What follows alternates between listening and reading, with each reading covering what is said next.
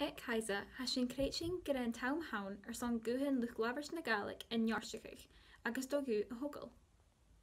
Is misha mairit morgan agus ha minum oileanach archeolalas an arcu agus ha mi gopur le HISA a project riochdachadh le Gaelic. Ha sin Suirbhidh Oileanaich le Gàidhlig a chuir bhóg, son oileanach le Gaelic a aginn Gaelic agus le ùidh an Gaelic.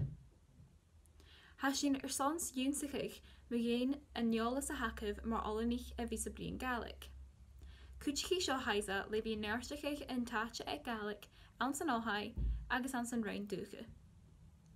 Mar is mó dhéobh a líana san Suirbhidh aginn is ann les láiteire a bhís na dheidhinn aginn.